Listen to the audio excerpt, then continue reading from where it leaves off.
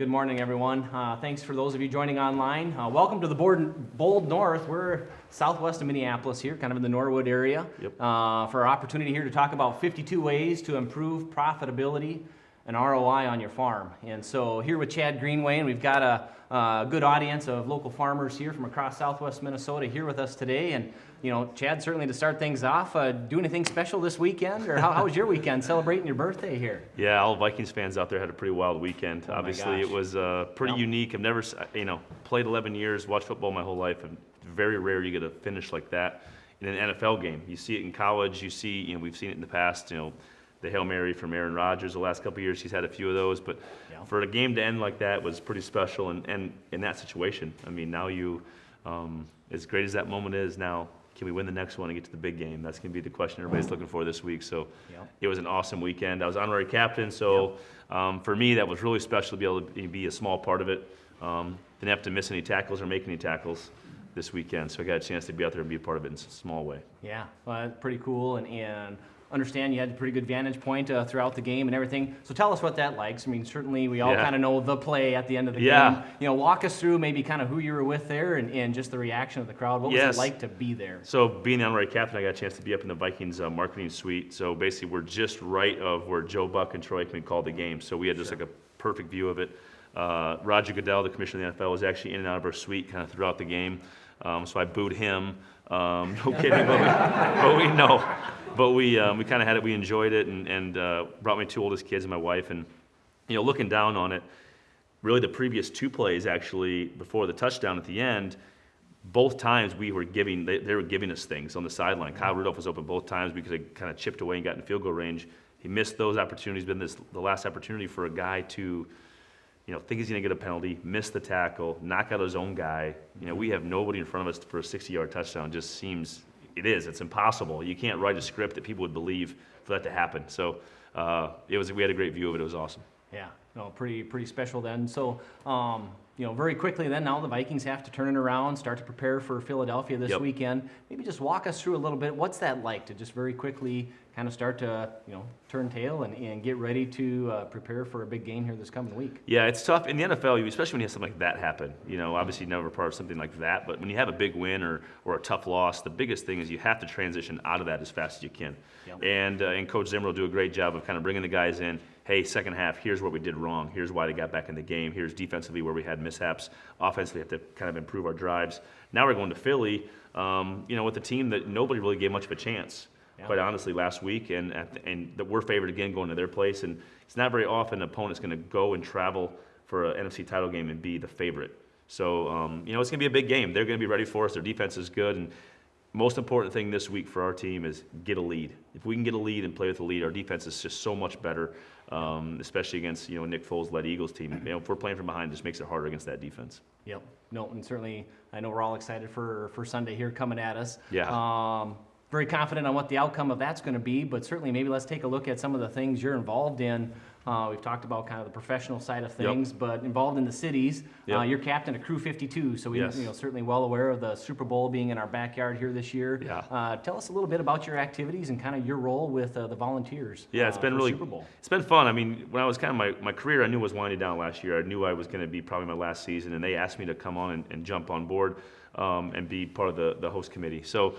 Pretty rare opportunity. Obviously, we've hosted twice, 26 years apart. We hosted 26 and now 52, and who knows if you get another one. So for me, it was like, well, what a great transition to be a part of the biggest game, in sports, and to kind of have it be right here in our backyard and get a chance to partner with a lot of great companies across the metro and just kind of connect the dots. And for them, it was really nice to have a former player wear jersey number 52 and then be a part of their volunteers. For a lot of people who don't know, it's a 10-day event, the Super Bowl. It's a huge event. There's so many free activities, inexpensive activities down in Minneapolis and St. Paul. There'll be that you can bring your kids to, bring your family to, and you need these volunteers. So we had 30,000 applicants, scaled down to about 12, and we'll probably end up using between 8 and 10,000 just for the different events that are going on. So, Mall of America, Bloomington, Minneapolis, St. Paul. There's events, parties, all 10 days, and it'll be fun. And it's been fun to be a part of and kind of captain that crew and raise awareness, get people out there, get involved, and now find the last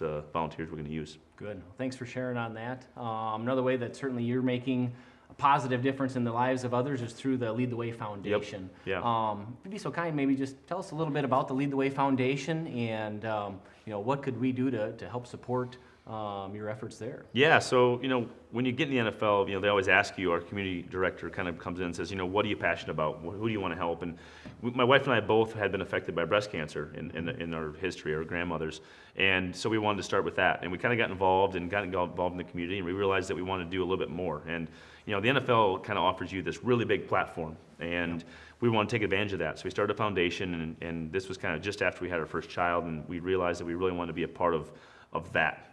How can we help kids? How can we help families who are affected? And we did a lot of hospital visits and see these kids and families and what they're going through. And we're just like, man, to be in that situation, and disease and illness knows no, socioeconomic boundaries. Doesn't matter if you have money or not. You get sick. And so from one day you're healthy to the next day you're not. And we want to be able to provide as much support for those families as we can. So our biggest thing we do is our locker program. We're going to be in our 9th hospital going in this year. And basically what we do is it's an NFL-sized locker, has Vikings print all over it, and basically kids can go in there, families can go in there and check out technology. So laptops, Nintendo DS's, Xboxes, iPads, and we update those quarterly with new technology. iTunes gift cards, they download the apps they want to use while they're in the hospital.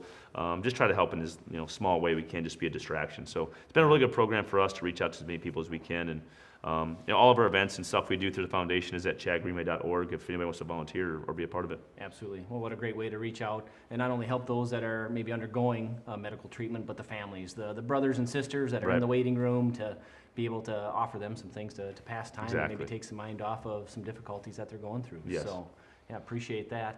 I've kind of had an opportunity here to follow your career a little bit all the way through. So my wife is from your hometown, Mount Vernon. So we were dating in college. Was watching you win state championships for little Stickney, Mount Vernon. Then the career through Iowa, as well as then here, settling in as an All Pro at the Minnesota Vikings for 52, number 52, all the way through. And so, we're here today to kind of play off that theme a little bit. 52 weeks a year and champions. And we want to talk a little bit about some of the yield champions that we've had within Pioneer here. So if we look at champion performance, the Hagenas out in South Dakota with 312 bushel corn out there. Isn't that awesome? That is incredible. Yes, it's very good. It's awesome. And I think the one thing about that is obviously they're working with Pioneer, and they're trying to find the best thing that fits their land, and obviously they found the right mix.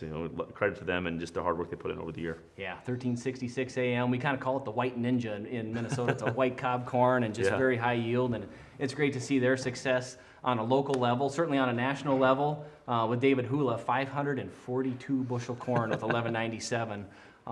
Just amazing, phenomenal. You start to think about even just to try to do that in a small plot, but these guys are harvesting 5 acres for the NCJ Yield Contest. Within Pioneer, we talk about the importance of a team, and whether it's the Hagenas or David Hula, they'll talk about the team that they've got.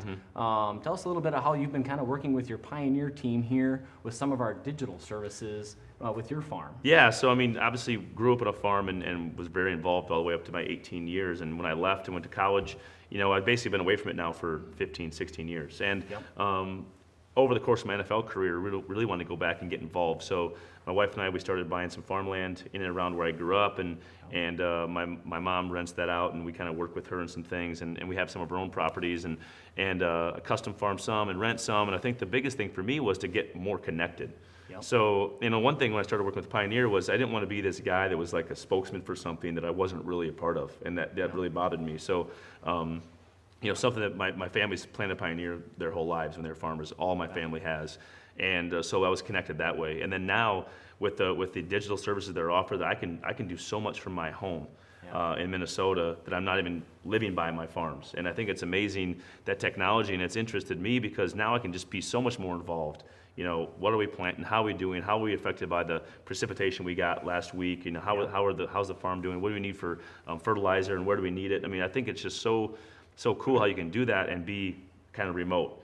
And so a guy like me that's not living right by my farms and living it every day, it's huge for me and something that just has piqued my interest. And I think for me, it's just going to take off. I'm hoping to do it more and more. Yeah, well, we're excited about what we've got to offer with digital services. I know we did a planting plan with you here earlier today, doing some product placement for your farms.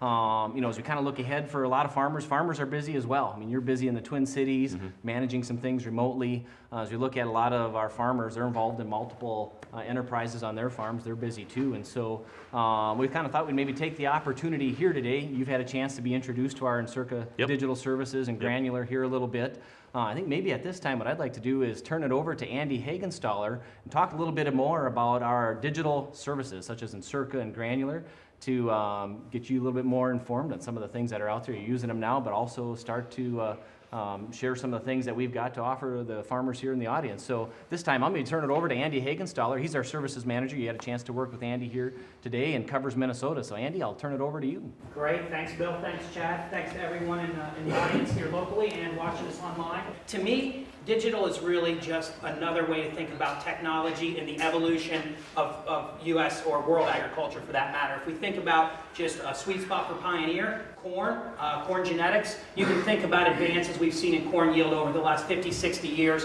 and really different technologies that have enabled that, from open pollinated to hybrids to advancements in plant breeding to biotech. And really now with digital, what we're really thinking about is how do we use information in a different way in agriculture to make better decisions. There's a chart here. It's probably a little hard to see, but I think you'll get, as I step you through it real quickly, kind of get the idea. What you're looking at there in the rows of that chart, this is the results from a recent study by McKinsey of the entire U.S. economy.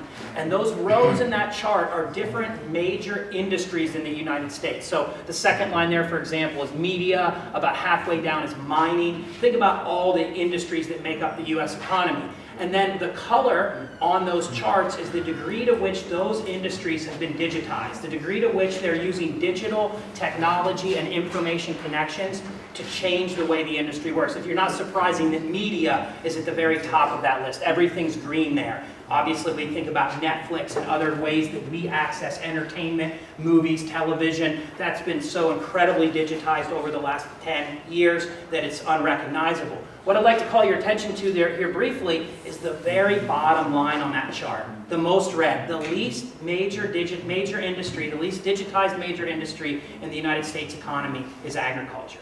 Now, I think to just assume that means that agriculture hasn't taken advantage of digital technology isn't accurate, right? We all know what a yield monitor or what we think of as a yield monitor looked like in 1995 versus what you guys have in your planters today. We know that we're using connected systems and geospatial information both to drive our equipment and to determine the right rate of seed and fertilizer to put on different parts of the field. So we have stepped into that as an industry, but I think when I look at this study and I think about what it really means to digitize an industry, it means to connect all those pieces together.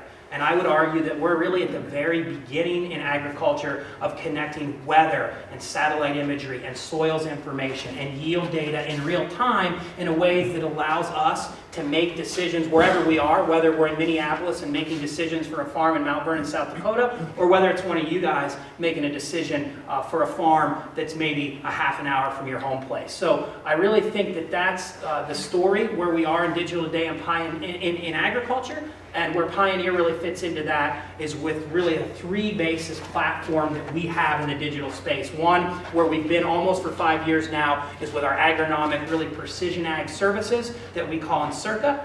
We also more recently have acquired some software finesse, if you will, in the area of financial and farm business management through the company Granular, Silicon Valley-based startup company that we acquired earlier this year. And that company also brings with us a really awesome tool called Acre Value. That's something that customers, growers like yourselves can use to understand the value of land and use that as you're thinking about growing your operation. Think of that as sort of Zillow for farmland. And so all of these are web-based, connected pieces of technology. And really they're designed, or the way we think about them in terms of how we work with growers, is to help you guys address some of those key challenges that we know that you have. And I just have a couple examples up here. How do you free up time? How are you more efficient? How do you, in Chad's case, keep an eye on your crop even when you're not always able to be in the field? How are you able to get to your true cost of production and then ultimately use that agronomic and financial information to make better decisions?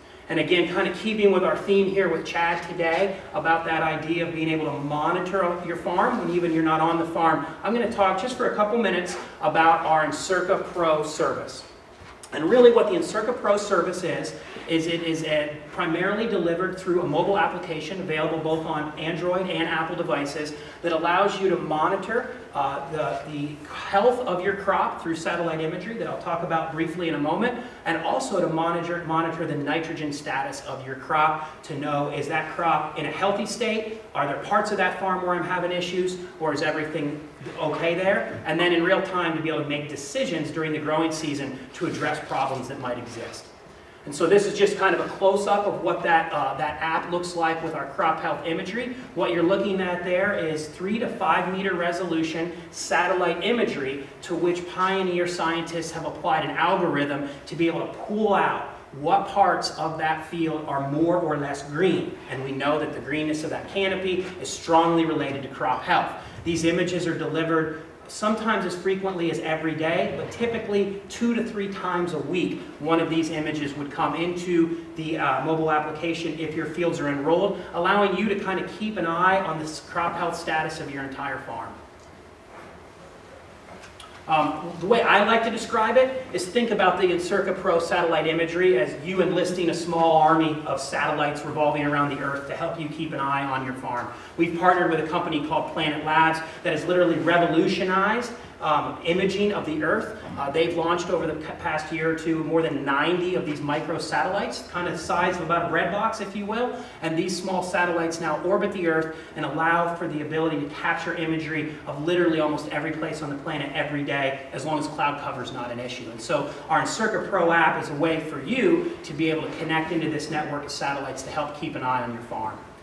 Just some images from examples of farmers here in Minnesota and how they use this technology this year. On your left is just an example of a field where the app was used to detect some in-season nitrogen deficiency, which was then able to be at least partially remediated. In the middle is an example from more in the western part of the state where a faulty, malfunctioning irrigation nozzle was able to be detected from the imagery. And my favorite example on the right, a field where inaccurate application by the local co-op for spring anhydrous was able to be detected early in the season, and then an in-season application. You certainly know one of the audience has had that happen. An in-season application was able to be used to address that mistake that occurred. So just a couple examples of how having access to something like this can really help you keep an eye on your farm and understand better what's happening in real time. I mentioned nitrogen monitoring earlier. That's really the other key piece of the Nitrogen Pro service, or excuse me, the Encirca Pro service. And really what it allows you to do is apply a nitrogen plan to your farm. What are those applications that are occurring? And then in real time be able to view what is the nitrogen status in the field. You can see in these images here, it actually shows you different zones in the farm based on soil types. Maybe some soil types have more or less nitrogen than others, giving you that kind of view into the health of the crop. The imagery really helps you see what's happening above, and I like to say that the nitrogen monitoring really helps let you see what's happening below that crop, because we know both of these things are really critical to success in terms of yield and productivity. So just real quickly, I'm talking about this nitrogen monitoring. Where does that come from? Just to kind of bring it back to where I started about this connectivity and bringing all this technology together. I would argue this is the most sophisticated tool in the marketplace to be able to monitor nitrogen. We're using information about your soils along with a simulation model that has been developed by pioneer scientists over the last 20 years that essentially pulls in weather data from our weather network, combines it with information about your soils and your management practices. Think about it as a really sophisticated calculator that literally runs every hour and combines all that information to determine what's happening to that nitrogen and is there enough there to meet the productivity goals you have for your farm. Classic example of using a lot of different technology and connecting it together in a digital fashion. And it works. We've been using the Encirca premium nitrogen service with customers in Minnesota since 2014. Really launched it in a big way in 2015. We've seen numerous cases where growers are able to use this kind of technology to minimize the risk of applying too much fertilizer and therefore spending more money than they need to, but also minimizing that risk of under-applying, because we never want to be short either. Sort of that Goldilocks thing. How do we be just right, have just enough nitrogen there to meet the needs of the crop without being wasteful and spending more money than we need. And we've seen customers that working with Encirca premium services have really great success to the tune of 20 or more, in some cases pushing $50 per acre return on investment in years where we have a lot of potential for nitrogen loss. So now that tool, that nitrogen tool that I just described, is now part of our mobile service for our Encirca program. So just real quick, let's take a look at Chad's farm. I think, Chad, we were looking at this field earlier, you and Jamie and I. This is your farm in Edgerton, Minnesota, is that right? Does that look familiar? Yes. And so we were working with Chad just over the last couple of weeks to get his farm, both some of his local ground and the ground in Mount Vernon enrolled. This is just showing you in that app. Here's Chad's field. You can kind of see the boundary of the field in the background imagery. And here what I did is I just enrolled the field for last year. We start bringing new imagery in mid-March each year, so it's sort of, imagery is not that interesting right now, right, for Minnesota in particular. But what we can see here is areas of Chad's farm where there's less green canopy, and you can see most of that farm's in pretty good shape. Chad, we were talking about this earlier. This is a waterway in the lower, in the southwest corner. What's going on up here?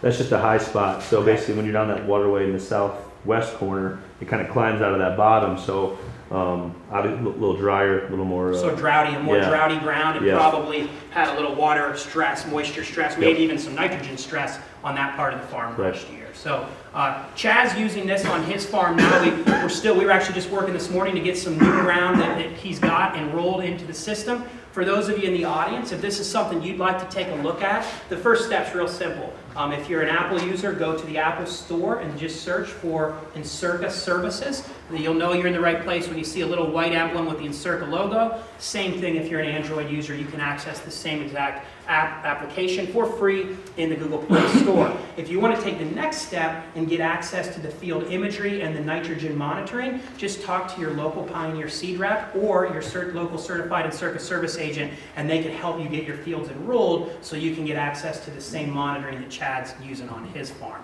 So with that, I think I will conclude the live portion of our Chad Greenway event here today. For those of you watching online, thanks for your attention. And for both those online and those in the audience, best wishes for a productive and profitable 2018. Pretty cool to see some of those tools. And it's whether it's on the field or in the field, certainly preparation and paying attention to details goes a long ways towards success, doesn't it? Well, I think just having the tools at your hand, I mean, that's the biggest thing is, as football kind of adjusted through my career, it went from watching tape at the facility on these old DVDs to having an iPad in your hand and being able to see every play from your opponent over the course of the last 2 years. And just how that kind of has transitioned and how you can just watch so much more, be more productive, be more prepared. No different here. I mean, just it's in the palm of your hand. You can see it all the time. And for me, like I said, it's going to be really cool for me to be able to do it and not be right there. And I think a lot of people can put it to good use. Awesome. Well, we certainly appreciate your time today and look forward to working together with you on your farm here, using our digital tools and the Pioneer products on your farm here for this coming year, Chad. For growers kind of here in this room, as well as those that are catching the replay, is in terms of some of the high yield management, we've got a couple opportunities where we were going to have David Hula. So we talked about 542 bushel corn.